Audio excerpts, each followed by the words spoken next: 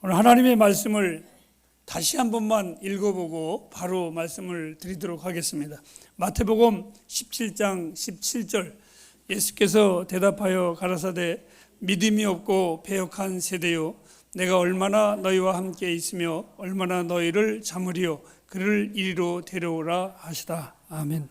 오늘 예배 후에는 청년부가 준비한 우리 식사하고 그 다음에 윷놀이하고, 아예 저도 바지 가지고 왔습니다.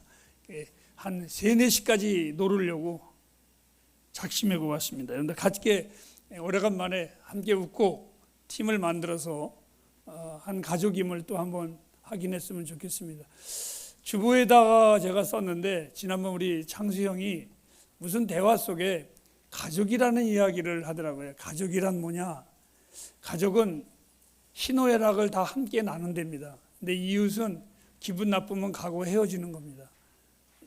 그러나 가족은 힘들어도 어려워도 함께 만들어가는 게 가족이다.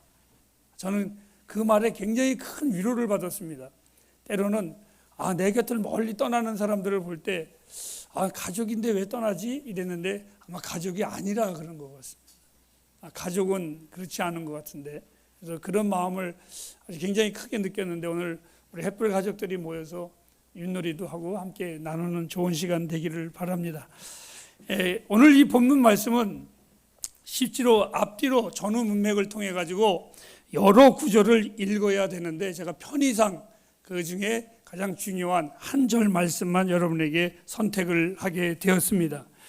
하나님의 나라는 그 어떤 것보다 높고 넓고 큽니다.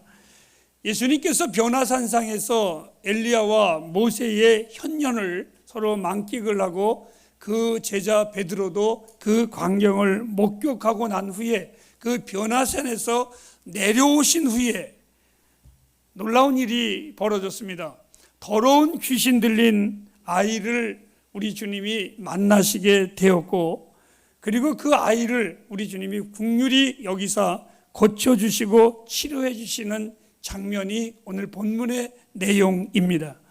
주님은 사실 이 아이뿐만이 아니라 3년 동안 이 땅에 계시는 동안에 상한 마음도 고쳐주시고, 또한 연약한 육체도 치료해 주시고, 상처받은 이들도 싸매어 주시기도 하셨습니다. 하지만 이러한 육체적인 질병들은 사실상 그것은 이례적인 것뿐입니다. 사람이, 나사로가 예수님께서 죽은 자를 살리셨지만 그 나사로가 영원히 살아있는 것은 아니었습니다. 또다시 인생은 죽습니다. 내가 질병을 고쳤다고 할지라도 그 질병이 나의 생명을 영원히 지속하는 것이 아니라 우리는 언제인가는 또 아픔 속에서 죽어가게 돼 있습니다. 하지만 우리 하나님께서 우리에게 주신 놀라운 축복 중에 하나가 육신의 질병을 치료한 것뿐만이 아니라 영원한 형벌로 죽을 수밖에 없는 우리의 영혼을 구원하신 하나님의 놀라운 사랑이십니다. 오늘 주님은 이 시간에도 우리가 주의 이름을 부르는 자는 다 구원을 받을 것이라 하신 것처럼 우리의 모든 간구에 응답을 하시는 하나님이심을 저는 확신하고 있습니다. 우리는 이미 다 알고 있습니다. 예수님께서 마귀의 어두운 세력으로부터 많은 아픈 사람들, 고통당하는 자들을 치료해 주시고 고쳐주심을 우리는 너무나 성경을 통해서 많이 보고 또한 듣기도 하였습니다. 그런데 지금도 이 시간에도 귀신의 소유로 인하여 정말 많은 이들이 고통당하고 신음하고 어두움 속에서 헤매고 다니는 이들도 있습니다. 지난 주간이었습니다.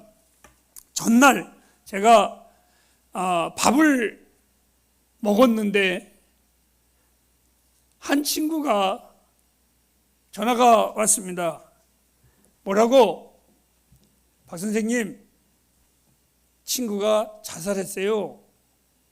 제가 그 전날 밥을 사줬는데 그 다음날 죽었습니다. 그 친구는 결국은 밥을 먹을 때에 자꾸 울더라고요. 그래서 저는 그냥 고향도 그립고 명절이고 하니까 그런가 보다 그러고 위로만 해줬는데, 그것이 아마 심각한 우울증, 마귀의 어두움의 세력의 작전이었었습니다. 이런 것을 보면 지금도 우리 주변에는 그렇게 정신적으로 어둠 속에 헤매고 고통당하는 이들이 참으로 많이 있습니다. 우리나라가 마약의 청정국이라고 했는데 이제는 마약이 어느 곳에나 다 퍼져 있고 쉽게 구할 수 있는 나라가 돼버리고 말았습니다. 마약이 성행한다는 것은 외적인 모든 것들이 아름답고 좋고 그래서 안 없어지는 것이 아니고 힘들고 어려워서가 아니라 이미 사탄의 세력이 많은 사람들의 영혼을 가지고 놀고 있다는 것을 증명하는 것입니다. 사실 우리가 감사해야 될 것은 무엇입니까? 그들을 보면서 안타까움도 있지만 또 하나는 우리도 전에는 그들과 같이 어두움의 자식들이었었는데 이제는 예수 그리스도로 말미암아 특별한 은혜가 그 은총이 나와 여러분들을 살리셨고 하나님의 백성으로 만들어 주셨다는 것을 감사하시기를 바랍니다. 주님은 한 영혼을 위해서 100마리의 양 중에 그 한 마리의 잃은 양을 찾기 위하여 이곳저곳을 헤매고 다니셨던 분이십니다.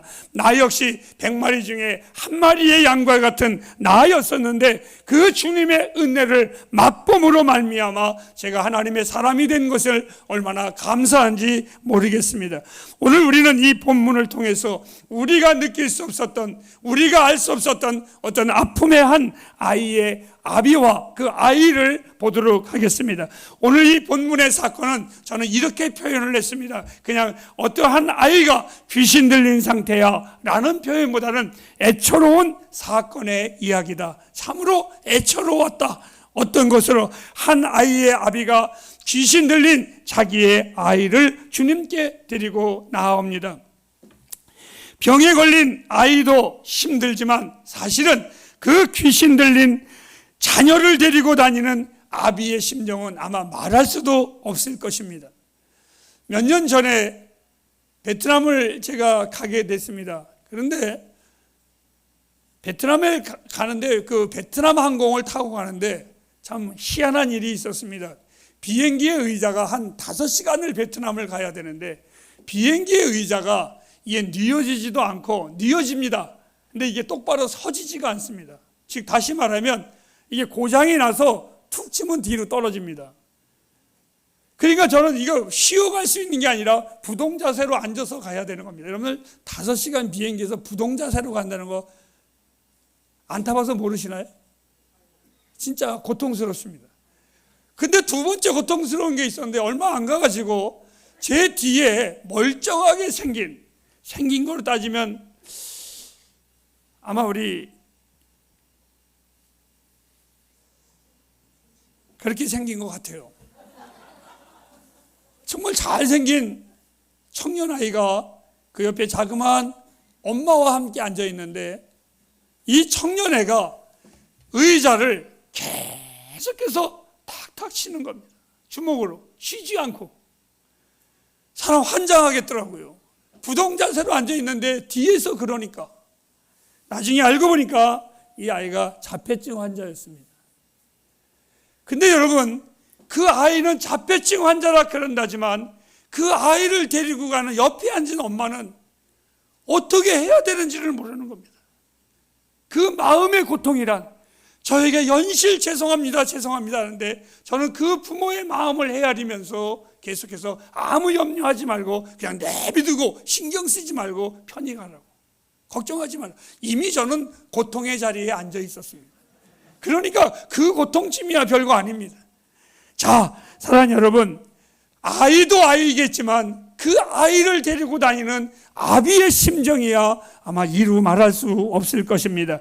귀신이 그 마음에 들어와서 무슨 유익이 있겠습니까? 그 어두움의 세력이 그 영혼에 들어와서 무엇이 좋은 것이 있겠습니까? 오히려 여기 보면 절망 중에, 고통이 아니라 절망 중에 빠뜨려버리고 말았습니다. 사탄은요 지금도 수단과 방법을 가리지 아니하고 많은 사람들의 영혼에 혼돈을 주고 있습니다. 그리고 한 영혼이라도 더 어두움에 던지기를 원하는 것이 사탄의 작전이고 계략이고 끊임없는 노력이라고 저는 말을 합니다. 오늘 이 본문에 보면 불쌍한 아이의 아비가 그 고통이 지나서 이제는 절망 가운데 예수님 앞에 하소연 겸 푸념 겸 여러 가지의 표현으로 이 아비가 예수님 앞에 나와 왔습니다.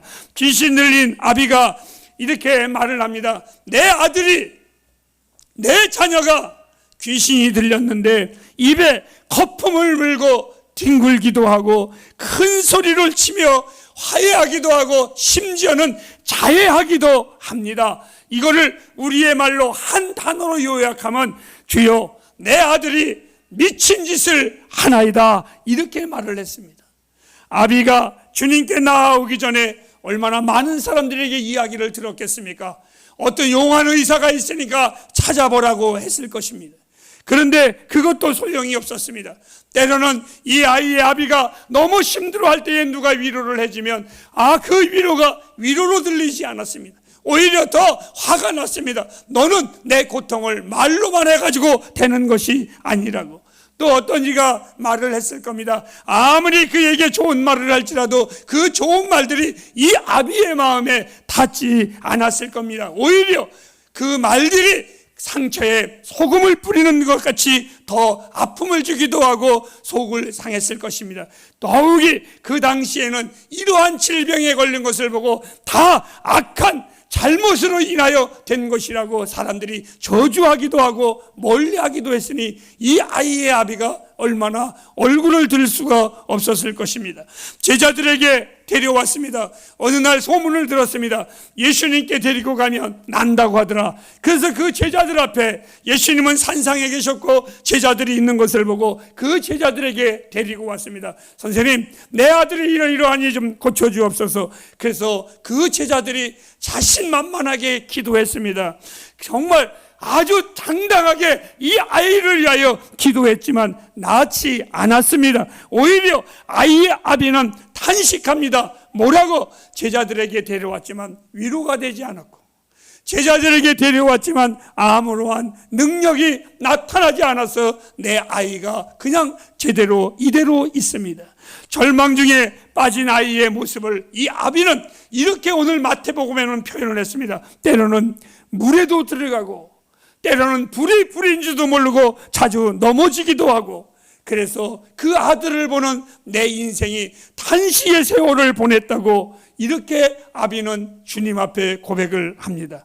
이러한 탄식이 이 아이의 아비뿐일까요? 그렇지 않습니다. 성경에 보면 욥은 자기가 고통 가운데 있는 자기의 삶을 숨이 막히오니 뼈의 아픔보다 차라리 죽는 것이 나으니이다.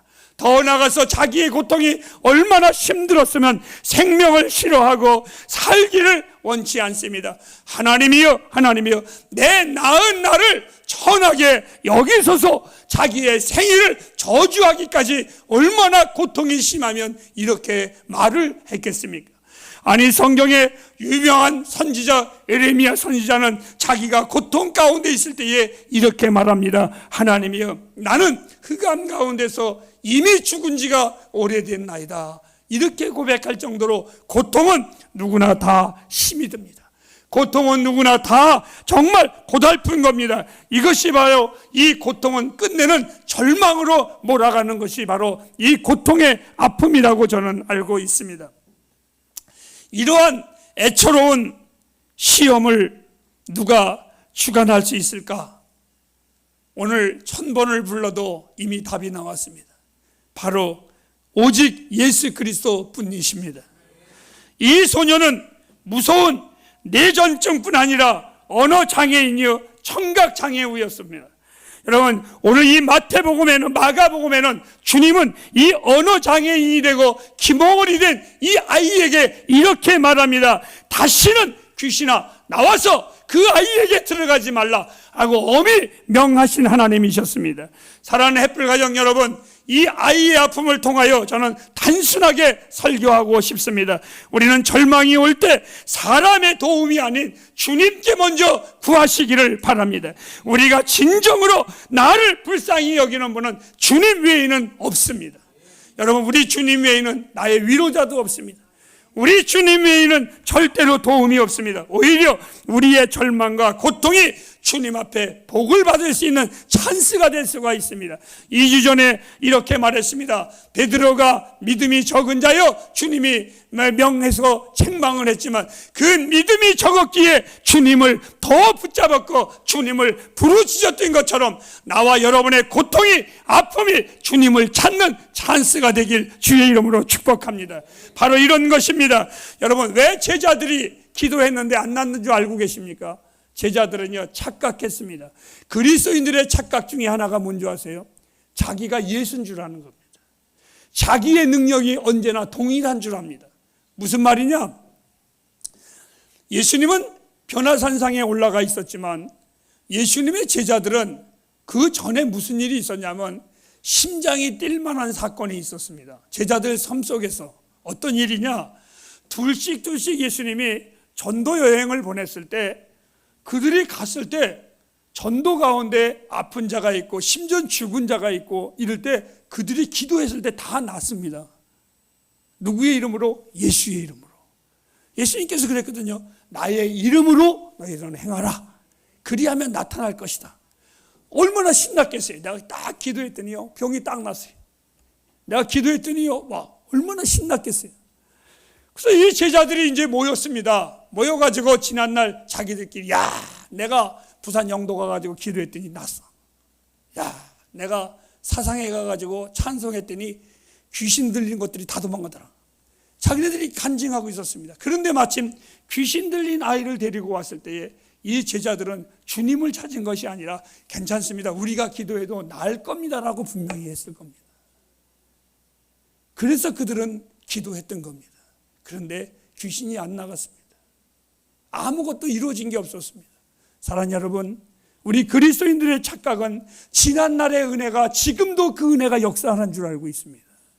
우리는 매일매일 하나님 앞에 기도해야 됩니다. 매일매일 하나님 앞에 구해야 합니다. 주님은 평안한 가운데에 이렇게 말씀을 하셨습니다. 그 아이를 내게로 데려오라. 그리고 제자들이 어느 날 물어봤습니다. 선생님, 어떻게 선생님은 기도할 때에 그 귀신이 나가는데 왜 우리들은 그러한 능력이 전에는 나타났는데 지금은 안 나타납니까? 라고 할 때에 주님이 이 믿음이 적은 자들아, 이 어리석은 자들아, 그렇게 내가 너희에게 가르쳐줘도 알지 못하느냐? 나에게 말하라. 그리고 주님은 이렇게 말했습니다. 그 말하라는 방법을 기도 외에는 주님께 말하는 것 외에는 이러한 능이 나타날 수 없느니라. 헤프리요, 우리 주님은 살아계신 하나님이십니다. 우리 주님이 살아계시다라는 말씀이 단순한 논리가 아니라, 단순한 이론이 아니라, 그냥 단순한 진리가 아니라 이 하나님이 살아계심이 나와 여러분의 영혼에 영원히 새기시기를 바랍니다. 하나님의 말씀은 이론이 아닙니다. 삶입니다. 하나님의 말씀은 그냥 평가하는 말씀이 아니라 우리의 능력이십니다. 오늘 이 주님이 말씀하십니다. 바로 하나님의 말씀, 그 하나님을 구하라고 사람들은 말합니다. 치유가 마치 위대한 목사만이 능력이, 그리고 큰 교회만이 나타나는 목사의 전유물인 것처럼, 그러면 능력이 있는 것처럼 사람들이 말을 할 때가 있습니다. 사랑하는 헤프리요, 죄송합니다. 저는 그런 능력도, 그런 재주도, 그런 권세도 없습니다. 제가 늘 마음이 아픈 건 우리 성도님들 아프다고 할 때 기도 못 해주는 것, 제 마음이 아픕니다. 저는 그런 능력이 없습니다. 고쳐줄 만한 힘도 없고 재주도 없습니다. 저는 그래서 그 아픔을 그냥 마음이 아프고 목사로서 그 능력을 행하지 못함이 때로는 슬프고 때로는 괴로울 때가 참 많이 있습니다. 그래서 하나님 앞에 기도합니다. 하나님, 빨리 내가 목회 그만두게 하옵소서. 내 성도님들을 위하여 능력도 행하지 못하는 내가 무슨 하나님 앞에 뭘 하겠습니까? 이것이 내가 하나님 앞에 늘 고백하는 통곡의 소리고 나의 부르짖음의 아픔의 소리입니다. 헤프리요, 나를 의지하는 분은 분명히 내가 말씀드립니다. 실망할 겁니다. 나를 의지하는 분들은 분명히 이 아이의 아비처럼 그 제자들 때문에 실망했던 것처럼 분명히 실망하고 말할 것입니다. 우리들의 병든 삶의 치유는 내가 아니라 성령의 역사이심을 꼭 기억하시기를 바랍니다. 문제를 내게 가져오지 마시고 주님께 가져오시기 바랍니다. 내게 해결하라고 하지 마시고 주님께 해결하시기를 바랍니다. 나의 목회의 고백은 오직 주님께만 호소하는 것입니다. 나의 목회에 고집이 하나가 있습니다. 제가 이 교회의 목사로 있는 것은 오직 하나입니다. 우리 성도님들이 주님께로 향하게 하는 겁니다. 이것이 제 목회의 바람입니다. 여러분, 여러분들이 어떻게 하면 주님께 더 가까이 갈 수 있을까?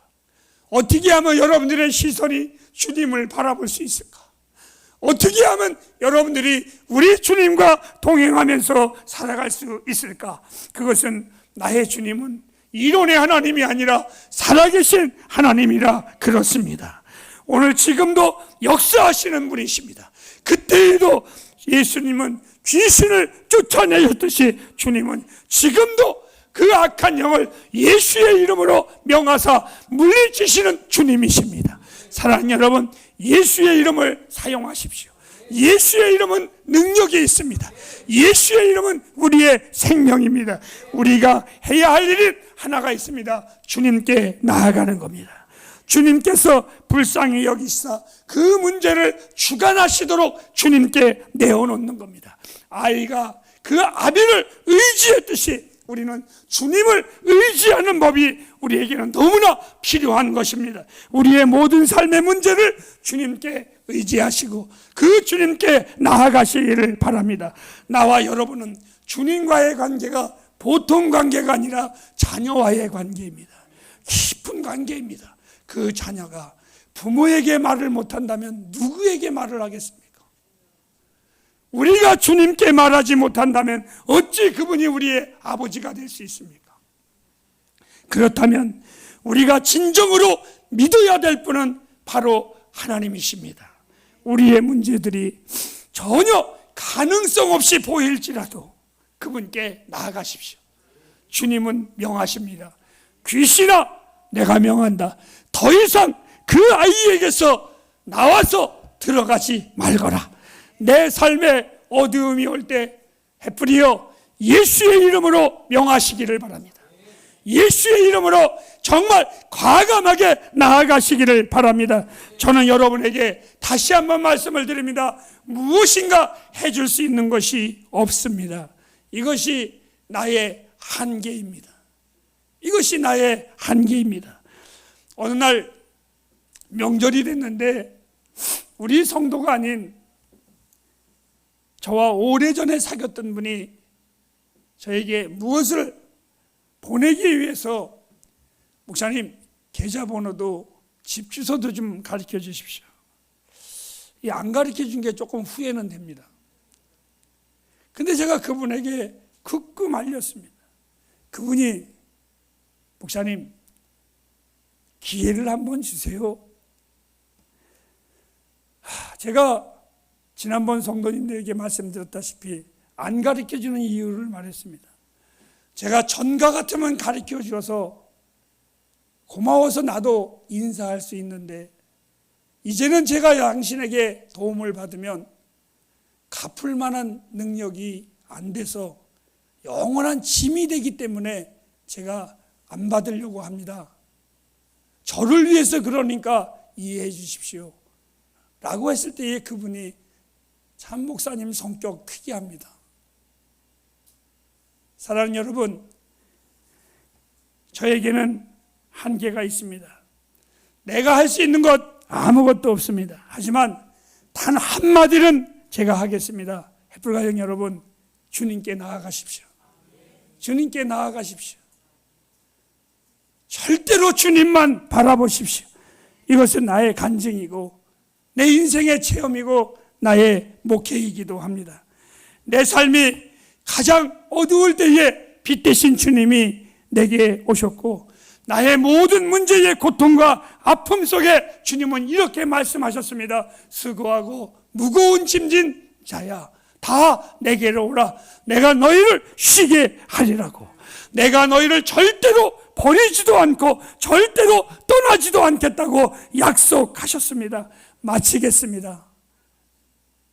나는 절망이지만 주님은 소망이십니다. 나는 아무것도 아니지만 우리 주님은 나의 전부이십니다. 기도하겠습니다.